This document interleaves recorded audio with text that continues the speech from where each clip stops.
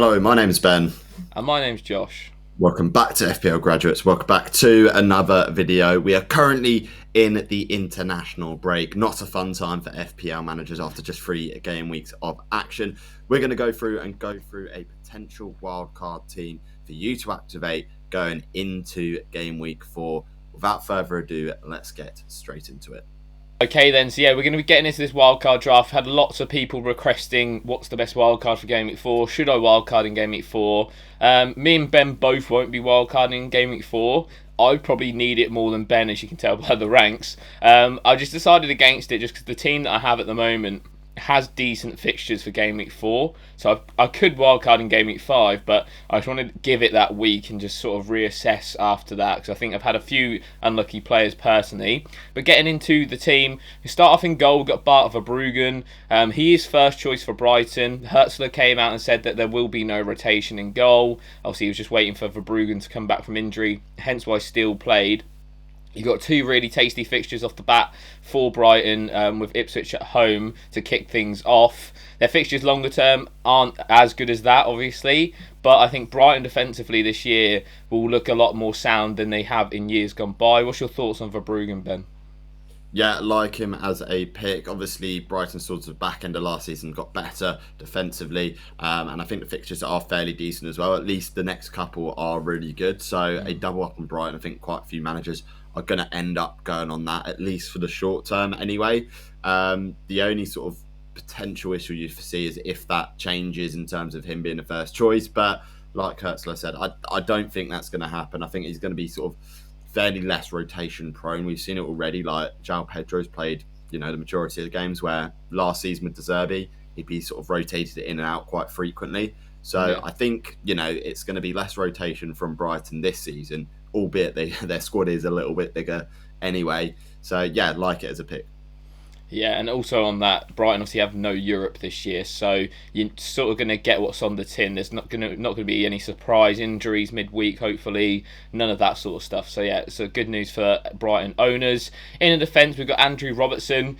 Ideally, you would go up to Trent. I think, just to clarify, we think that Trent is definitely worth the extra million. He's getting so much attacking threat. The fact that he hasn't got a goal involvement so far this season is a bit crazy, but Robertson does justify £6 million is a decent price, and the idea here is that you'd keep him for a couple of game weeks and then potentially move on to someone like a Gabriel or Saliba when Arsenal have that really nice run from, I think, game week 5 or game week 6.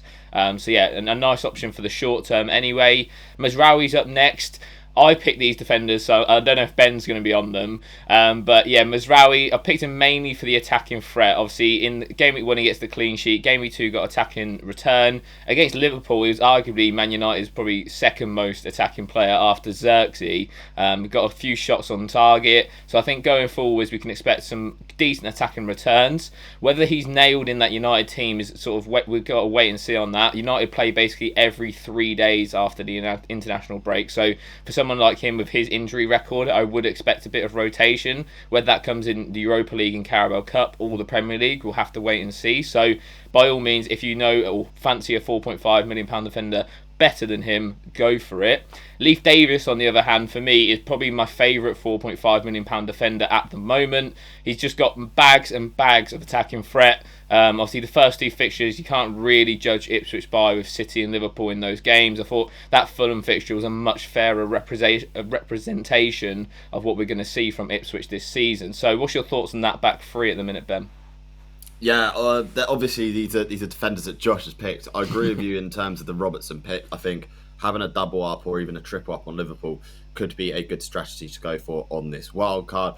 The 4.5 defenders is a sort of like you could go for any number. Like if you've caught some price rises and falls, I do think Robinson from Fulham is a much better option than the 2 of them. But you have to have that money in the bank and that team value as well, because he is at 4.6.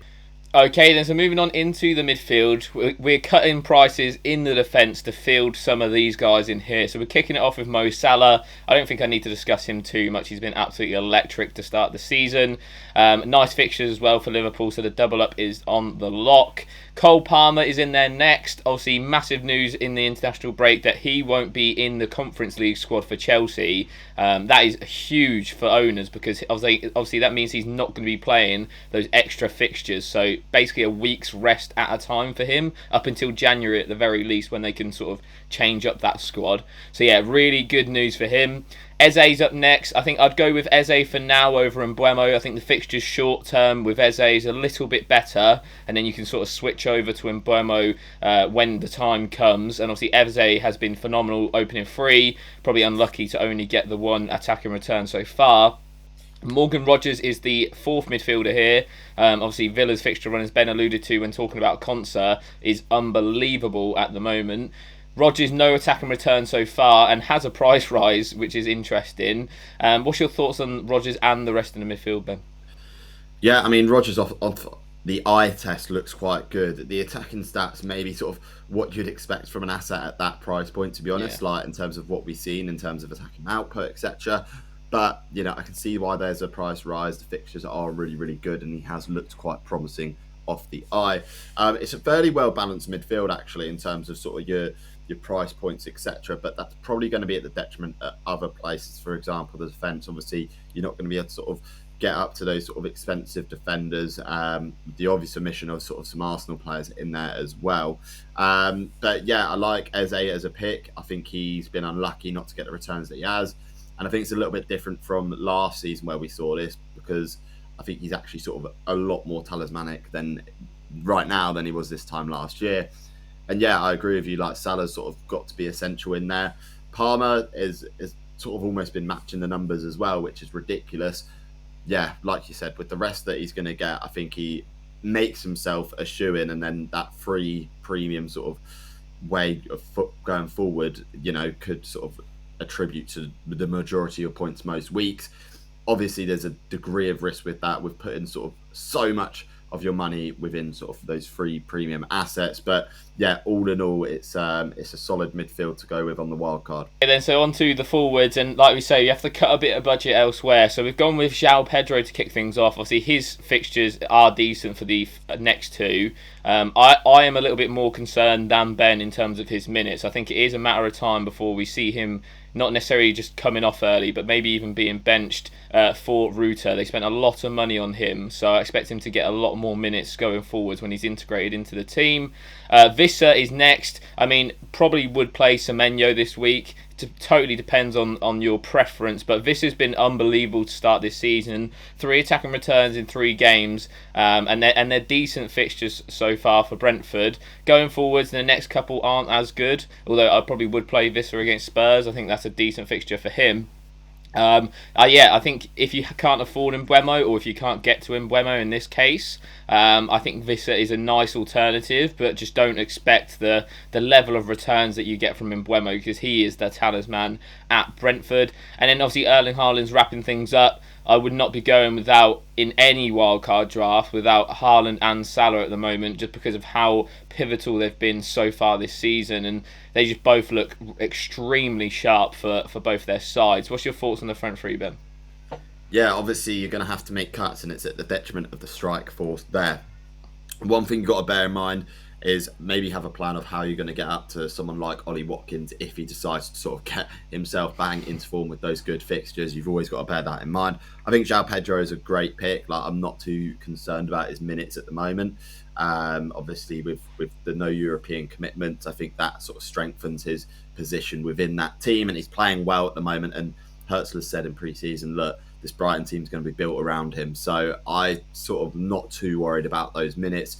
Obviously, Visser has looked very good over the last couple of weeks. Let's see if he can continue that. Of course, like with the 2 sort of cheaper options at the strike force, you know, you just got to be aware, like I said, of sort of how you're going to move around and sort of shape your team structure in case someone sort of comes along and almost breaks the game with the attacking returns that they start to get from Gameweek 4 onwards. Yeah, and then moving on to the bench, we've got Fabianski. He could be in line to start potentially in Gameweek 4. We have no update on Areola at the moment. He obviously went off injured at half-time against Manchester City. So at £4 million, I'll probably just take the risk on him at the moment. Semenyo, as I mentioned briefly when talking about Visser, he's got the highest non-penalty expected goal involvement so far this season out of all players. So 5.6 million is an absolute bargain for him at the moment. Again, it's looking very talismanic for Bournemouth. Looks great in all 3 3 of their games so far this season, returned in all 3 of their games as well. So yeah, for that price point, I don't think you can complain. The fixtures after the next 2 do get a lot better for Bournemouth as well, with some tasty ones in there. So it's a case of probably rotating between Pedro, Vissa and Semenyo, and obviously Rodgers. I think you could probably keep Rodgers in there for a little bit longer though, just because Villa's fixture run does run on for quite a while.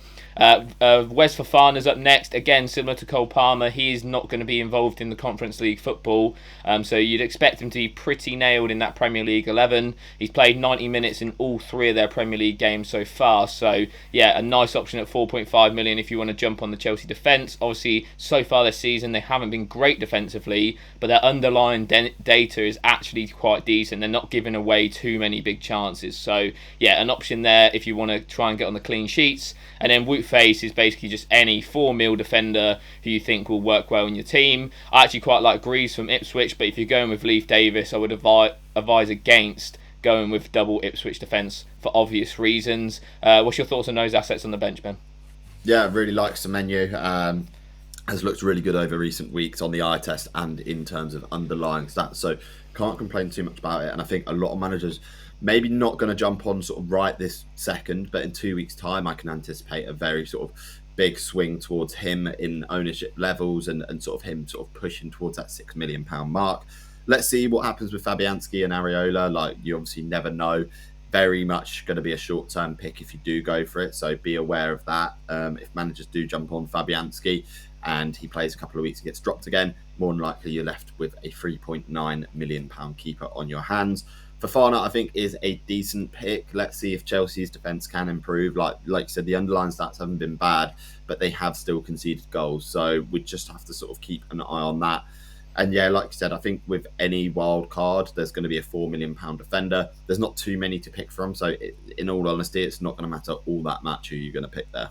So that wraps up our Game Week 4 Wildcard Draft. Let us know what you think of it in the comments. Are you wildcarding this week? Would you change some of these players and go with maybe a 2 premium setup with just Haaland and Salah? Let us know.